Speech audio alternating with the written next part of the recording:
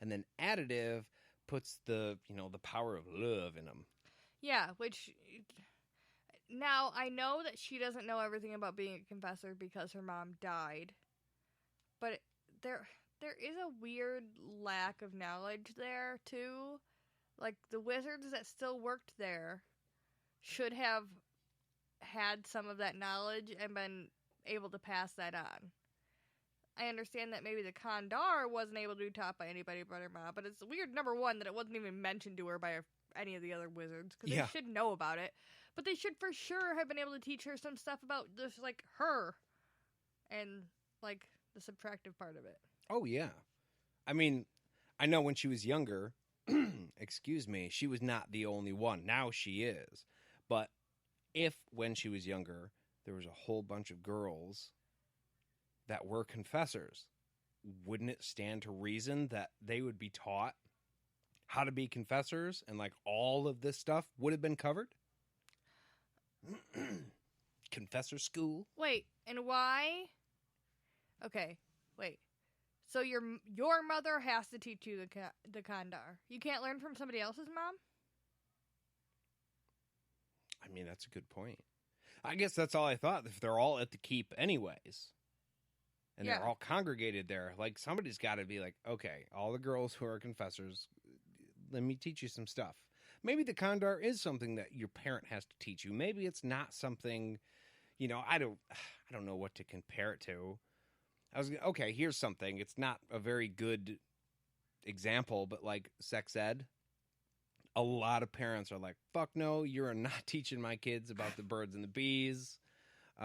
Basically the bee stings the bird and then the bee dies.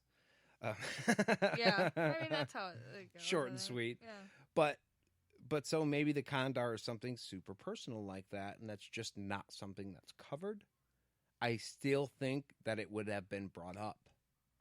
Like, hey, your magic is split in two. There's one side of it that we are not going to teach you how to access for whatever reason that we don't have. Like, we have not been given a good enough reason to really speculate yet in the book as to why.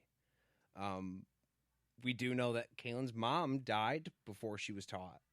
But other than that, that's all we have.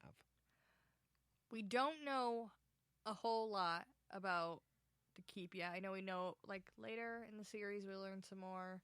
We know we know it has some wicked fucking security. Yeah. I do feel like, especially as of right now, there is a lack of knowledge about what exactly things were like between the time that Zed left and the time that all the other wizards died and Kahlan went and got Zed back. It seems like everything stopped and there was no knowledge spread. Because I feel like Zed knows this stuff, but nobody after him, even the people he taught, didn't know this stuff. So maybe Zed didn't know this stuff. I don't know. Oh, Al just got back to me. He says Kahlan is 27 and Richard is 25. There's a wiki timeline that covers everything from 2,960 years before the boundary creation through the end of the series. Holy balls. And you can find that at sot.fandom.com/wiki/timeline. Dude, I'm literally going to look that up. Maybe not that specifically, but I'm just going to check out the timeline as a whole. Yeah, I've never seen that immediately before. Because that's fucking awesome. I didn't know that anything like that existed. And yeah, Samantha Ryan said the same thing. She says, I don't think the book ever actually specifies, but I always assumed mid-20s as well. Which I'm good with that. These books do go on for quite a while. Yeah, but it all takes place in the span of, like, 2 years. Yeah. I mean, if you read fast like you, they do. If you read slow like me, then it takes a little while longer. And even though it takes place in 2 years, Richard ages 50 years in those 2 years because this is some stressful shit. That's why the beer. Yes. That's why the bell. Whoa, I don't know what just happened there. I had to. No, I know, but I said bail. I meant to say that's why the beer, and my brain disconnected. Oh. Also because of the beer. I thought you were talking about me itching my nose. I was like, I don't know. It was just a thing. But that is all we have for today's episode.